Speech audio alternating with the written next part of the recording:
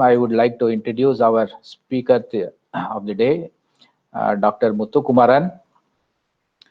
So, Dr. Muthukumaran will be presenting today on the topic evaluation of pavement stripping using ground probing penetrating radar, and it's a case study. Okay. So, let me just introduce Professor Muthukumaran very briefly. Dr. Muthukumaran, he is currently the professor in civil engineering at NIT Trichy. He's obtained his PhD from IIT Madras. He has published more than 120 papers in international and national journals and conferences. He's completed 5 R&D projects. He's also patented Moon Soil, a method to manufacture the highland lunar soil simulants. I think it's the first of its kind in the country. We are very proud of you, Dr. Muthukumaran. He is also the founder chairman of IGS Trichy chapter and the committee member on TC 301 on preservation of historic sites. So he's been on various committees and several awards, to notably to name a few, the NIT Trichy Achievers Award. He is also the recipient of Bharat Vikas Award 2018. So Dr. Muthukumaran has served as a civil engineer at various capacities at the Institute for the Civil Engineering Planning, as an estate officer, associate dean. He is also on the board of governors of NIT and a member of Building Works Committee at IIT Trichy. With this brief introduction, now I welcome Dr. Muthukumaran for his presentation. Over to you, sir. Thank you very much for your nice introduction. I hope I am audible to all. Yes, sir. You are audible, sir. Yeah. Yes, yes. Thank you, Dr. Parthasarathi, for your nice introduction. Thank you, Chairman, Co-Chairman. At the outset, I'd like to thank Professor Satyanarayana Reddy for giving me this opportunity to present our recent study on GPR. Let me share my presentation. Yep. So hope you are able to see the PPT presentation. Yes, sir. Yes. Yeah, once again, thank you and welcome you all for this theme lecture. Evaluation of pavement stripping using ground penetrating radar, a case study. So let me briefly explain about this principle of GPR. Though many of you are aware of the working principle of GPR, let me briefly explain about this, what GPR and how GPR is working, and what are the limitations with respect to the GPR data, and how to overcome these limitations by our experience. So to briefly explain about those things. So as you are all very well known, each material will have its own dielectric constant. So basically this GPR is working on the electromagnetic principle. So it is an integrator, transmitter and receiver integrator device. And this particular device is giving an electromagnetic waves, and the applied electromagnetic waves will be, the level of observation of this electromagnetic wave will be decided by the material dielectric constant. So this is a simple electromagnetic principle. So this is what GPR is working. So the impulse will be applied through the source and the transmitter, and the same device is integrated system which is be having the receiver. So receivers will be picking up the signals, the electromagnetic signals, and this will be, so after receiving these signals, it will be post-processed using the suitable software to get this signal intensity. So based on the signal intensity, we have to, using our experience, we have to distinguish about this material dielectric constants. So this is a simple principle. Based on this particular principle, this particular GPR equipment has been used for this particular study. So this is the typical way of getting the raw data from the GPR. So this is what you'll be getting. So basically you'll be having signals with respect to the depth. So again, the suitability of the GPR is selected based on the depth of investigation, or how much depth you are basically planning. So what we have is a 400 megahertz antenna. So this 400 megahertz can have capable of going up to 5-meter depth, but nevertheless, 3 to 4 meter will have a more precious results with respect to the dielectric constant or with respect to the strata. So it is a series of scanning, something like what we are doing in the CT scan for our body, the same way. So this particular electromagnetic wave will completely scan the strata with respect to the width, what we are going to talk about the intensity of this particular GPR machine. So the transmission of GPR signal is governed by the subsurface materials, basically with respect to the trielectric permeability. So this is the one basically it's a well-known dielectric permeability is very well known to us with respect to the material consent. And moreover, these are a completely man-made structure. So pavement is a completely man-made structure. We know the quality of material, what it has been used in the construction. So accordingly, you can, to some extent, you can able to put a cluster with respect to the material layer. You can make a cluster with respect to the dielectric constant. So based on that, we can able to distinguish there will be any anomalies with respect to the material property of the so-called pavement. So this is what I explained about this principle of GPR. So we are concerned with the several layers. When you're talking about typically the pavement, so as we are all known, very well known, the flexible pavement consists of several layers, and especially when we talk about airfield pavement, so each layer is having its own property. So assuming that that particular layer is more or less homogeneous in nature by considering the way of construction, and what will be the each layer reflection and how it is going to be transmit these electromagnetic waves. So that is our intention, that is our idea. So based on that particular aspect, doing the post-process analysis, we can able to distinguish what could be the level of disturbance in the soil strata, or you can also able to get the appropriate properties with respect to these reflections. So that is what basically the working principle of GPR. So the signal moving from the lower to higher dielectric permeability will produce a very strong reflection, and the reverse movement will produce a relatively weak reflection. So this our final intention is to get this reflection of this electromagnetic waves, whether we are getting a strong reflection or relatively weak reflection. So that clearly shows that you are moving with one layer to another layer. So if at all within the layer itself, you are able to get some sort of strong reflection, so that will have a direct influence of the material characteristics. So to some extent, we can be able to assess that particular site or that particular locality, we may have some sort of issue. So the issue may be in terms of the debonding effect, or where you have a discontinuity in the material configuration. So that is what basically we are trying to see in this particular study.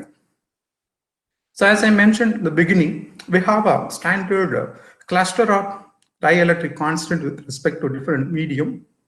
So normally the dielectric constant will be taken as 1 for air medium.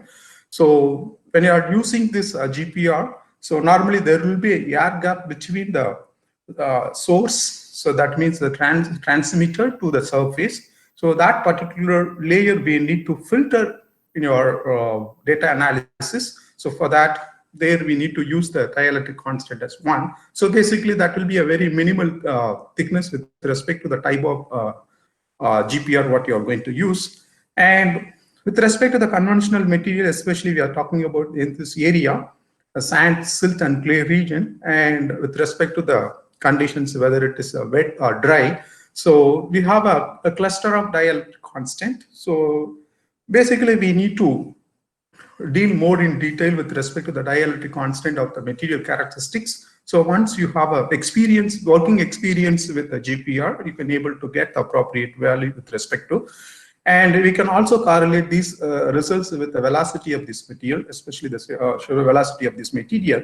And based on this, you can make a correlation and you can able to get a more appropriate dielectric constant for this particular locality or material what you are going to deal.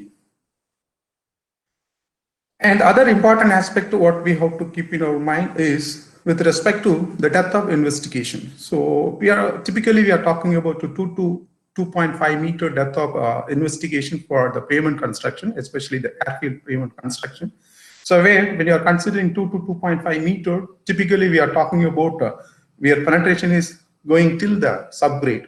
So we are able to get from surface to subgrade soil strata, the ended depth can able to distinguish or get able to see what are the changes it's going to happen during the time of any external forces. So here our main concern is external forces of flood-induced failure or flood-induced distress in the material. That is what we want to investigate. So for that, so each layer material quality is known. So material type of materials, what has been used is known to us. So with that, we have done a complete data set analysis to select a particular frequency combination to get the maximum depth of exploration and precisely within the each layer thickness. As I mentioned, our focus is only 2 to 2.5 meter depth from the surface. That means the top, the surface of the pavement layer, where we can able to get the complete picture of this pavement cross section. So such a way that we have selected 400 megahertz antenna, which can capable of going up to 3 to 3.5 meter precisely. Even it can go up to 5 meter depth with less accuracy. So the selection is basically with respect to the depth of investigation. So the lower frequency waves having a higher wavelength excite lesser molecules and hence less energy is lost. Therefore, GPR data collected using a low frequency antenna of greater depth of relatively lower resolution. So basically, the higher frequency will have a very high resolution where you can able to see the material characteristics within a minute depth or very lesser depth interval. So where the lower frequency antennas will go deeper in depth penetration, where we may miss it out in between the wave propagation, where we will be seeing out many strata in between. So the relative accuracy is very less when you are going for lower frequency antenna, but the depth of penetration will be high. So this is the with respect to the GPR. So what we have used is GSSI GPR. It has given a different range of depth of penetration with respect to the frequency of antenna, where we have taken 400 megahertz, and as I said, 2.5 to 3 meter, we can have a more reliable data using 400 megahertz. And mostly this 2.6 and 1.6, this kind of antennas used for concrete related distress measurement.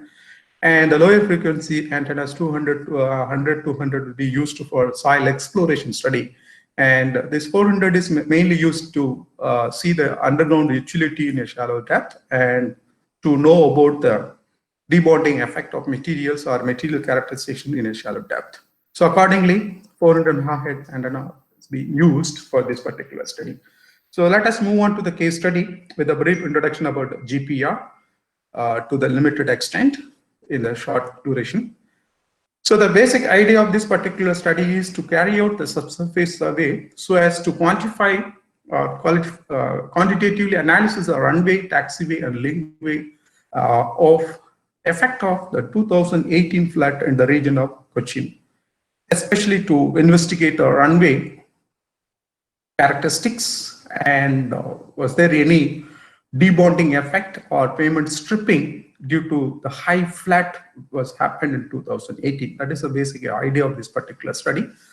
The geophysical methods employed to conduct the survey was ground penetrating radar using 400 megahertz antenna and 3000 SIR 3000 console. So as you are all very well know about this particular background about 2018 Kerala flood, it's almost 42% more than the estimated or anticipated rainfall.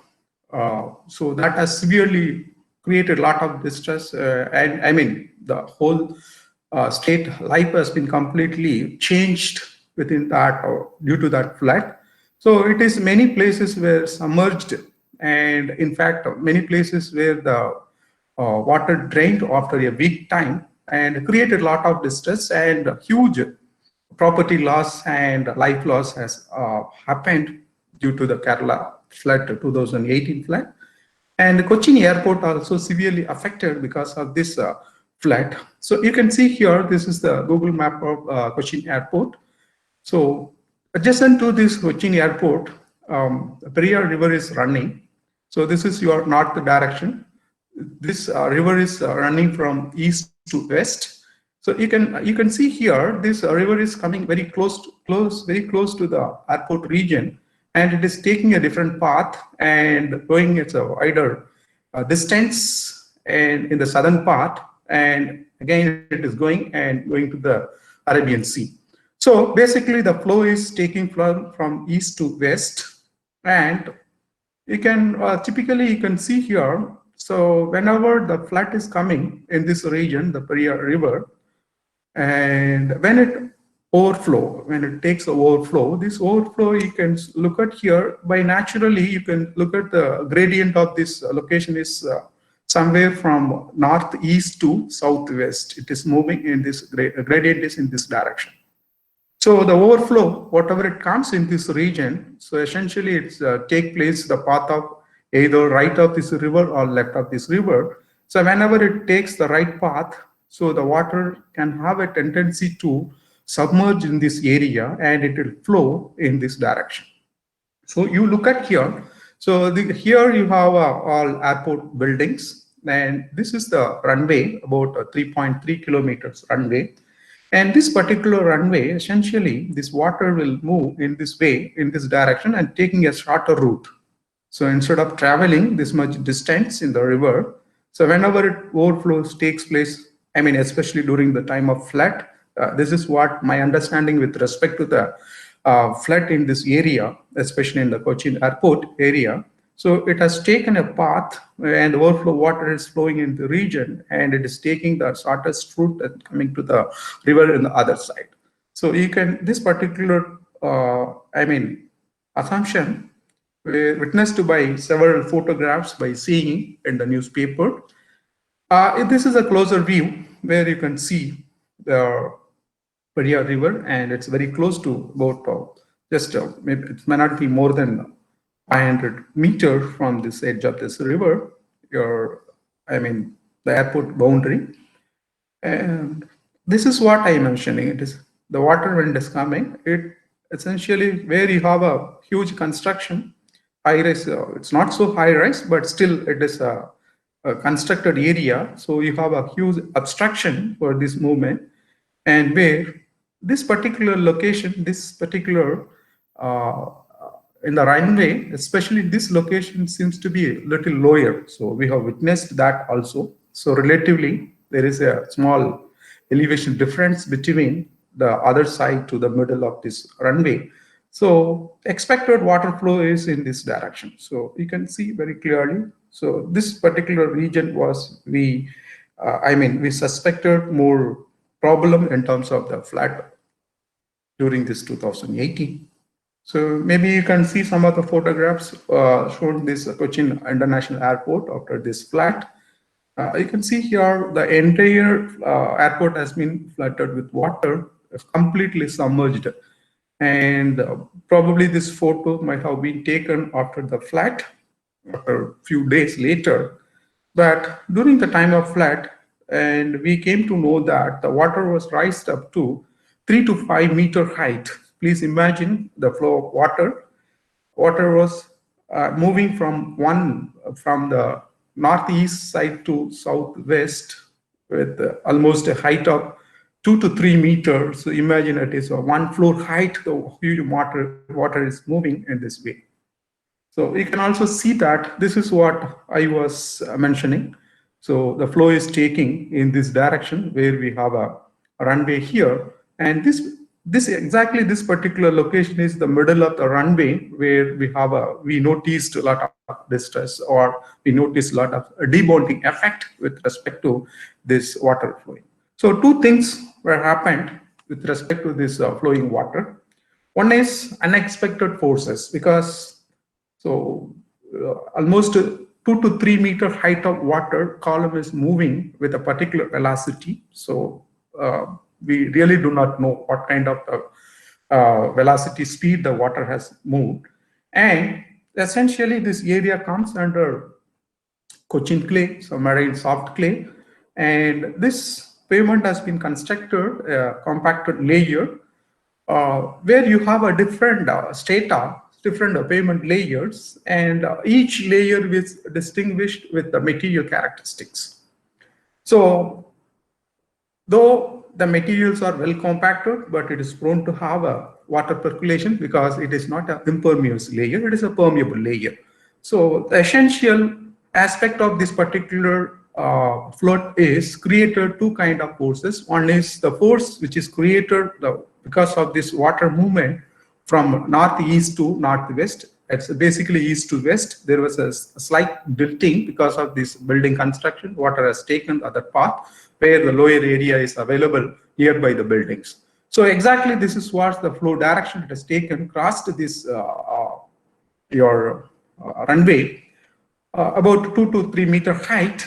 So this particular force, the current force, definitely would have been undergone to some depth below the ground level and might have propagated with some velocity in the soil strata. So that is the basic idea of this particular study. This is what the assumption what we have considered, probably the cause due to some sort of distress which has taken in the runway.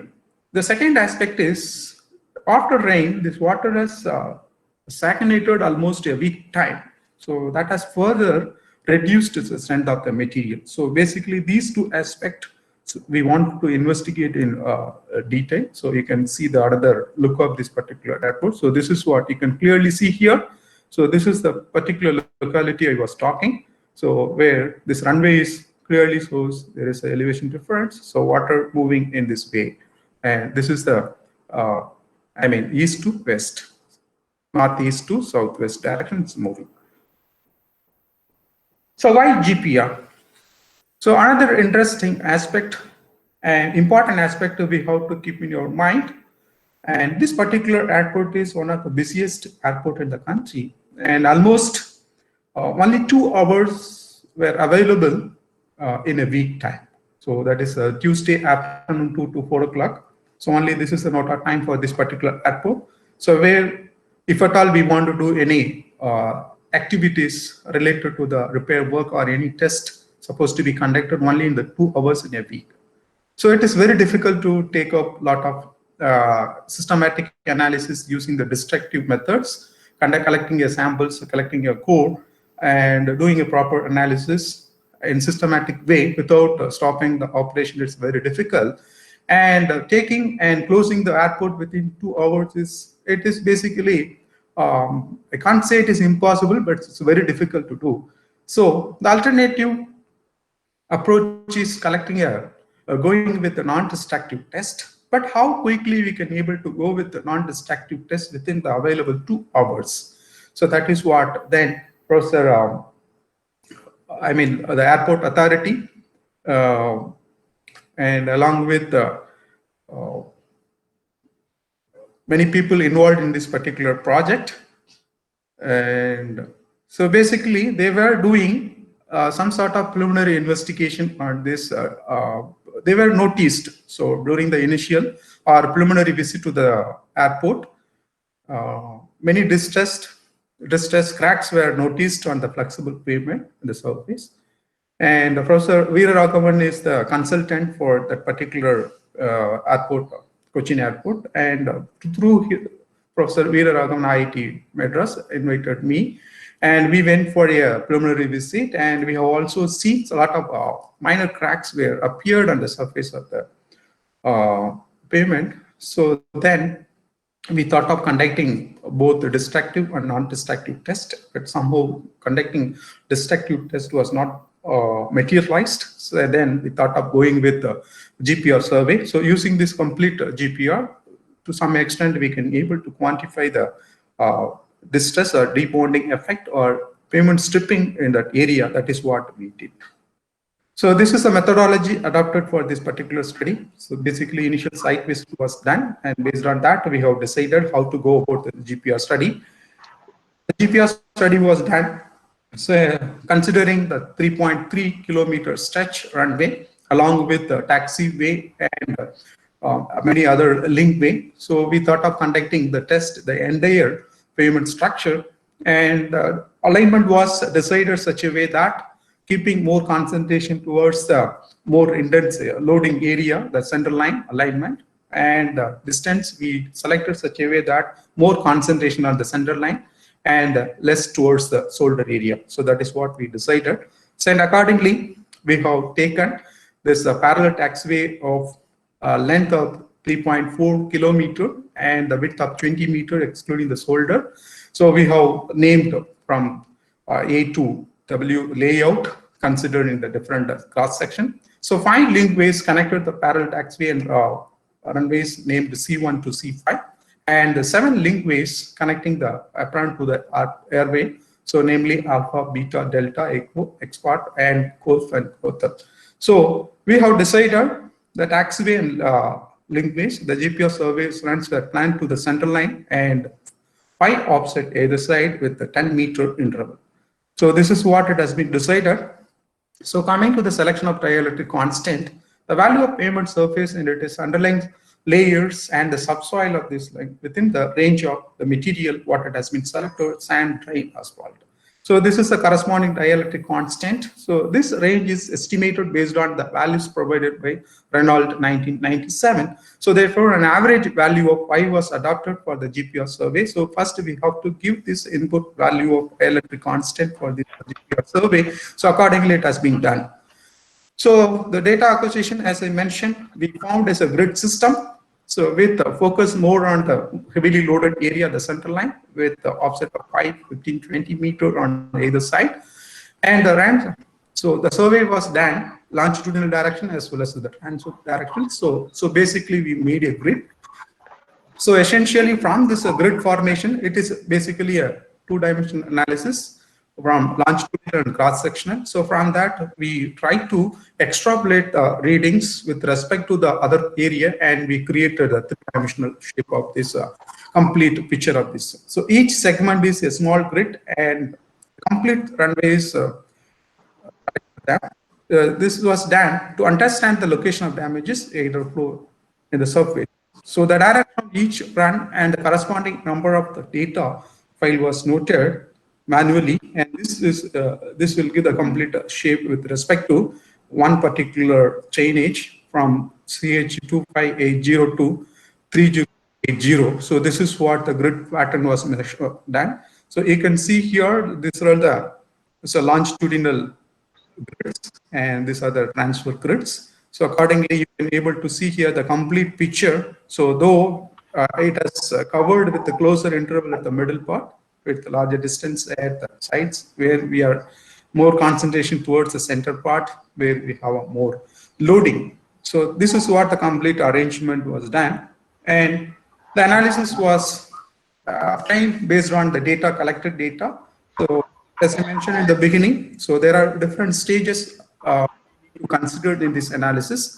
First, we need to do the zero correction with respect to the air gap, and to eliminate the air gap in the interface between the bottom of the GPR device and the ground surface. So with respect to manually, we can able to correct that, what will be the expected depth of this air gap. So that needs to be corrected. So secondly, background removal was applied. So noises, background, the noise with respect to the adjacent noises, those things we need to have a filter, and then the complete frequency filter data set we need to give.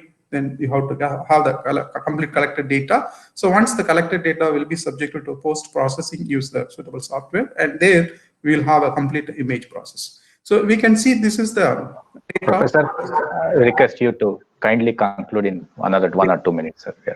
Thank you. Fine. I will do it. So this is the collected data before doing the process. So once using this, our experience, the post-process was done. And from that, you can able to say that basically with respect to the color contrast, whether you have issues related with the material, that is what we have done. And the debonding effect is basically decided with respect to the material characteristics. And we have introduced a term is called strip index. So the strip index is basically decided with respect to the material characteristics. So assumed material characteristics, if the materials are proper, so what will be the strip characteristics? So it has been done the entire area. So average value has been taken. So that has been decided as the base strip index value. If the values with respect to a particular locality, whether it is going up or going down, so accordingly, the problem of debonding effect has been estimated. So the basic idea is providing strip index. So the strip index has been taken as the overall average value. So with the overall average value, this is what we noticed. So you can see here, so more color contrast we noticed in this region, or bright colors were noticed in this region, and especially this region is a GSP layer. As we know that the GSP layer is a drainage layer, where this layer permitted more water flow in this horizontal direction might have happened. Because of that, probably the material loosen its characteristics. To some extent, the characteristics has been changed within that layer. That is what we noticed. So as I mentioned, that based on the stripping index, the debonding effect was calculated, and this is what we have given. This strip index of this particular block is the average reflection amplitude of the particular block divided by the global average reflection amplitude of the corresponding run. So this will be taken as a constant value. It's a global value, and the average value of the individual layer will be taken, and based on that, the strip index was calculated, and this is what we finalized. So based on this strip index, if the strip index is somewhere less than 0.8 or close to 0.8, it is no debonding effect. 0.8 to 1, it has been taken as a slight debonding effect. 1 to 1.5 is basically the debonding effect is severe. So according to this particular range of data, we have finalized and the entire structure, and we can see that in the three-dimensional analysis we did, and we categorized, and we did the post-process analysis, and we made the image process with respect to the debonding effect, and where you can see red colors are high debonding area than the orange one, and accordingly we have also made the utility study. So this is what finally we have recommended the debonding effect with respect to the whole stretch. What we have seen here, it is a one particular segment of this entire, one segment what we have taken in the entire width of this runway. So highly affected area. So we're noticed very close to this region, and probably this particular region might have caused due to the flood force, and that is what it has been finally we noticed. So coming to the conclusion, this study aims to estimate the quantitative of debonding damages on the pavement and its underlying layers, including the subgrade caused by the prolonged interaction between moisture. So based on the results of this study, the following conclusions were, right?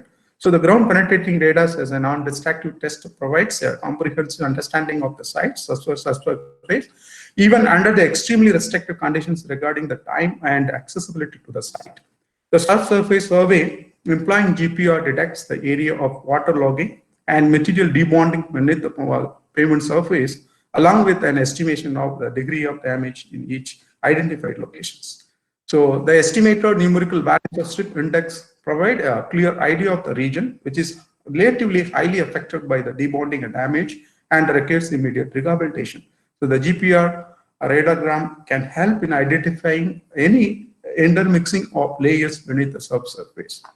So that, thank you very much. And a lot of limitations are exist by this particular material. The limitations can overcome by the experience of the person who is using, but needs to be validate these results with respect to destructive test. Thank you so much for your kind attention. So over to you, sir. Yeah.